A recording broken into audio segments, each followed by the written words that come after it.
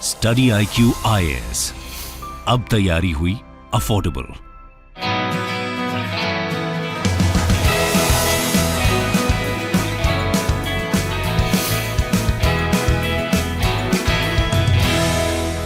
नमस्कार दोस्तों, जैसा कि आपको पता होगा रशिया यूक्रेन वॉर वो अभी भी जारी है। ये मत सोचिएगा कि खत्म हो गया है, मुझे भी नहीं पता है कि ये कब खत्म होगा।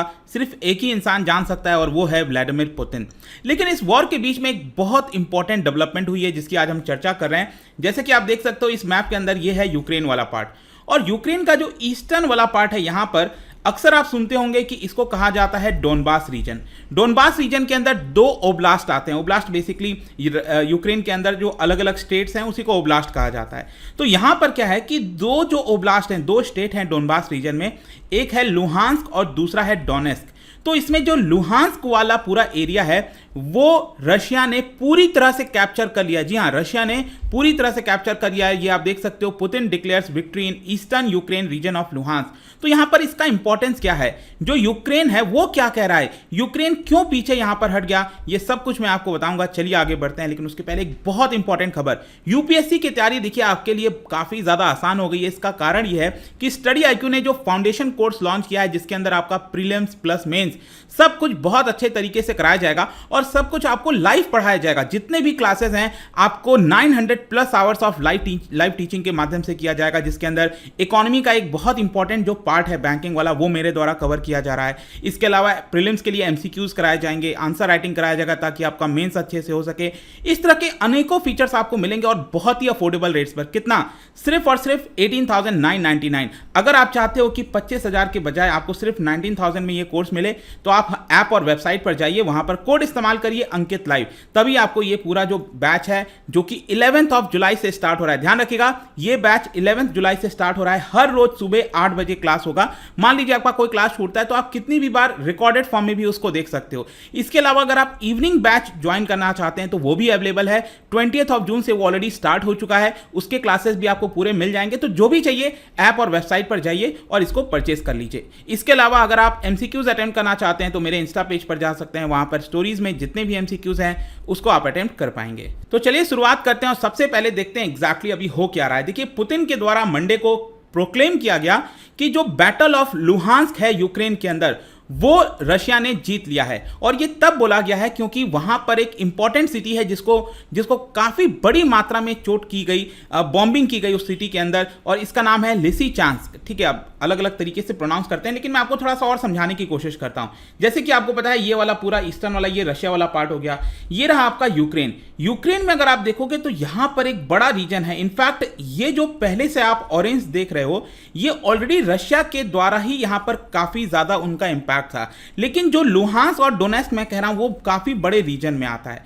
तो जो ऊपर वाला पार्ट है लुहांस्क, वहां पर एक इंपॉर्टेंट शहर है। मैं आपको अगेन यहां पर दिखाने की कोशिश करता हूं, ये ध्यान से देखिएगा जहां पर मैं रेड मार्क कर रहा हूं।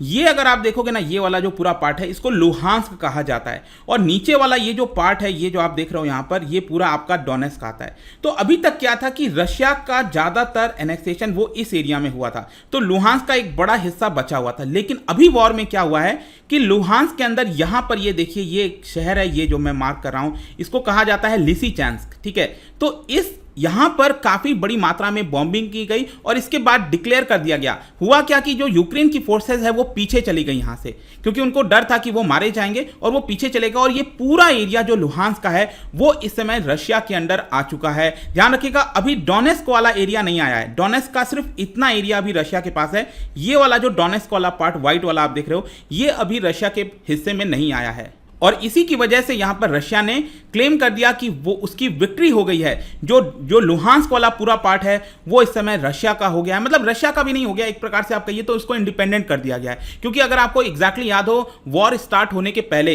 रशिया ने डिक्लेयर किया था कि ये जो दो रीजन है लुहांस्क और डोनेस्क, उसको हम इंडिपेंडेंट स्टेट बनाना चाहते हैं। राइट, तो इसीलिए यहां पर रशिया कह रहा है कि वो अब इंडिपेंडेंट हो चुके हैं। और साथ ही साथ जो यूक्रेन है उसका कहना है कि देखिए ये एक टैक्टिकल मूव है, अभी के लिए हम थोड़ा सा पीछे हटे हैं हैं, लेकिन बहुत ही जल्द हम काउंटर ऑफेंसिव करेंगे, ऐसा यूक्रेन की तरफ से बयान आया है। तो देखने वाली बात होगी कि आखिरकार यूक्रेन क्या कर पाता है, नहीं कर पाता है। लेकिन क्वेश्चन यहां पर यह है कि ये इतना ज्यादा मायने क्यों रखता है, इसका सिग्निफिकेंस क्या है। देखिए, जो दो एरियाज मैंने आपको बताया, ये काफी बड़ा एरिया कवर करते हैं और रशिया के साथ बॉर्डर शेयर करते हैं। जैसा कि आपने देख लिया, दोनों रीजन जो है रशिया के साथ बड़ा एरिया शेयर करते हैं। इंपॉर्टेंस इसलिए है क्योंकि ये एक इंडस्ट्रियल हब है। यूक्रेन अगर इस रीजन को खोता है तो काफी बड़ी बड़ी इंडस्ट्रीज वहां पर हैं, वो उसके हाथ से चली जाएंगी। जो रिसोर्सेज हैं, जैसे कि मैं आपको बताऊं, यूक्रेन में सबसे बड़ा लार्जेस्ट कोल रिजर्व उसी एरिया में पाया जाता है। जो दो एरियाज हैं बेसिकली अगर आप देखोगे तो 2014 में ही यूक्रेन से थोड़ा सा अलग हो गए थे। याद होगा क्राइमिया वाला पूरा मामला हुआ था, रशिया ने 2014 में क्राइमिया को एनेक्स कर लिया था।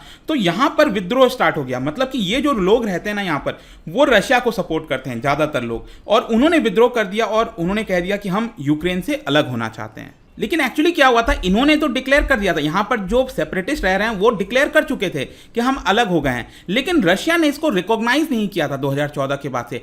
फाइनली 2022 में, जो मैंने आपको बताया कि वॉर स्टार्ट होने के जस्ट पहले अगर आप देखोगे तो पुतिन ने डिक्लेयर कर दिया कि हम इन दोनों को इंडिपेंडेंट कंट्री बनाते हैं, लुहांस्क पीपल्स रिपब्लिक और डोनेस्क पीपल्स रिपब्लिक। और इतने 7-8 वर्षों में अगर आप देखिए तो 2014 के बाद से रशिया लगातार सपोर्ट भी करता था वहां पर लोगों को, उनको एड देता था, वैक्सीन देता था, मटेरियल सप्लाई करता था।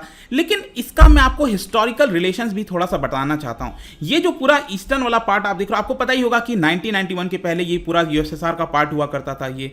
तो उस समय क्या था कि यूक्रेन के जो लोग हैं यहां पर जो रहते हैं, वो बार बार इल्जाम लगाते थे यूएसएसआर के अंडर में कि उनको ऑटोनॉमी नहीं दी जाती, जो रशियन स्पीकिंग पीपल हैं वो उनके ऊपर थोपना चाहते हैं, तो बहुत सारा ब्लेम किया जाता था। वैसे ये जो दो रीजन मैंने आपको बताया यहां पर, उसमें रशियन स्पीकिंग पीपल ही ज्यादा आपको मिलेंगे, 40% आपको रशियन देखने को मिलता है। तो एक्चुअली क्या था कि यूक्रेन के लोग 1991 के पहले इल्जाम लगाते थे, लेकिन 1991 के बाद क्या हुआ, यूक्रेन एक अलग देश उभरकर सामने आया। तो यूक्रेन जब अलग देश बना तो यहां पर जो लोग रहते हैं ईस्टर्न पार्ट में, उन्होंने अब इल्जाम लगाना स्टार्ट कर दिया यूक्रेन के ऊपर कि उनको ऑटोनॉमी नहीं दी जाती, क्योंकि ये रशियन स्पीकिंग पीपल ज्यादातर देखने को मिलता है।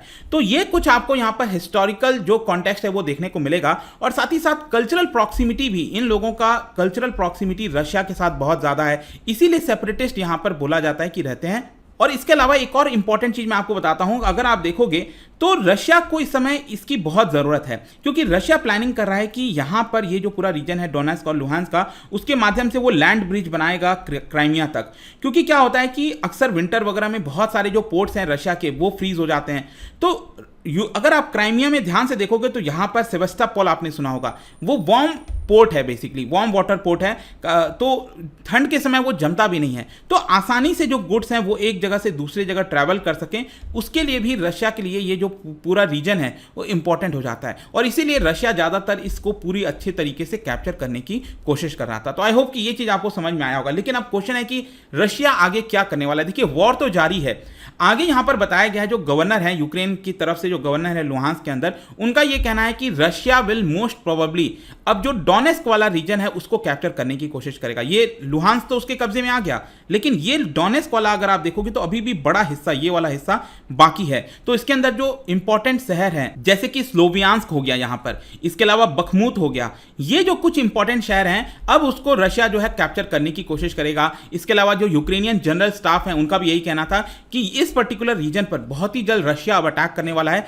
ताकि डोनेस्क को भी पूरी तरह से अपने अंडर में कैप्चर कर ले। देखना होगा क्या होगा। लेकिन यहां पर क्वेश्चन आपके मन में एक और आना चाहिए कि वेस्टर्न सपोर्ट का क्या हुआ। ये जो वेस्टर्न कंट्रीज बड़ी बड़ी बातें कर रहे थे, यूएस कह रहा था, जो यूरोप के देश कह रहे थे, उनका क्या हुआ। देखिए, ऐसा नहीं है कि पहली बार यहां पर इतना बड़ा शहर कैप्चर हुआ है। ये लुहांस्क के अंदर जो मैंने आपको स्टार्टिंग में बताया था, लिसिचांस्क, ये वाला जो अभी रिसेंटली कैप्चर किया गया, उसके पहले उसी के बगल में एक शहर है, यहां पर आप देख सकते हो, सीवियरोडोनेस्क, और उसको भी कैप्चर किया गया था। कहने का मतलब यह है कि वेस्टर्न कंट्रीज सपोर्ट तो कर रहे हैं, जैसे कि यहां पर अनाउंस किया गया था अभी बाइडेन के द्वारा 30 जून को कि $800 मिलियन के वेपन्स, मिलिट्री एड, इस तरह की चीजें देगा। यूएस के द्वारा और भी बोला गया है कि वो high mobility artillery rocket system provide करेगा, long range weapon system provide करेगा। लेकिन ये सब कुछ इस समय काम नहीं आ रहा है। रशिया जो करना चाहता था वो कर रहा है इस समय, और वेस्टर्न जो सपोर्ट है वो भले ही कितना भी कर लें, लेकिन यहां पर उनको प्रॉब्लम ही देखने को मिल रही है। तो यहां पर इसी की वजह से जो पुतिन है वो अपने आप को विक्ट्री डिक्लेयर कर दिया उन्होंने रशिया का लुहांस्क में। अब देखना होगा ये किस दिशा में जाता है, बट डेफिनेटली जो वॉर है वो अभी एंड होने का नाम नहीं ले रही है। जाने से पहले एक इंटरेस्टिंग क्वेश्चन ज्योग्राफी से रिलेटेड है क्या आप बता सकते हो कि which sea surrounds the isle of man, जो आइलैंड है आइल ऑफ मैन, उसके सराउंडिंग में कौन सा सी आपको देखने को मिलता है इन 4 ऑप्शन में से? इसका राइट आंसर आपको पता ही है, मेरे इंस्टाग्राम पर तो मिलेगा ही, वहां पर अगर आप नहीं हो कोई बात नहीं, टेलीग्राम से भी ले सकते हैं इसका सही उत्तर। मैं कई सारे जो एमसीक्यूज हैं वो यहाँ पर स्टोरीज में डालता रहता हूँ। बाकी अगर आपको पीडीएफ चाहिए तो टेलीग्राम पर आइए, अलग अलग सोशल मीडिया पर आप जुड़ पाओगे। और जैसा मैंने बताया था, यूपीएससी की तैयारी दोस्तों बहुत आसान हो गई है, क्योंकि स्टडी आईक्यू के द्वारा ये जो कोर्स लॉन्च किया गया है, बहुत सारे फैसिलिटीज दिए जा रहे हैं ताकि आपको एक एड्ज मिल सके बाकी कॉम्पिटिटर्स के मुकाबले, बाकी स्टूडेंट्स के मुकाबले आपको किस तरह से एक एड्ज मिलेगा, वो आपको स्टडी आईक्यू प्रोवाइड कर रहा है एट वेरी अफोर्डेबल रेट, ताकि सब लोग इसको एक्सेस कर पाएं। ये अभी के लिए इनॉग्रल ऑफर है, जैसे जैसे सीट्स फिल होंगी, क्योंकि लिमिटेड है, हमें हर एक स्टूडेंट्स के ऊपर ध्यान देना है, तो यहां पर प्राइसेस बढ़ते जाएंगे, तो ध्यान रखिएगा। इसके अलावा आई होप कि ये वीडियो आपको पसंद आया होगा। मिलता हूं आपसे next time, till then thank you very much, see you soon. Study IQ IAS, अब तैयारी हुई अफोर्डेबल।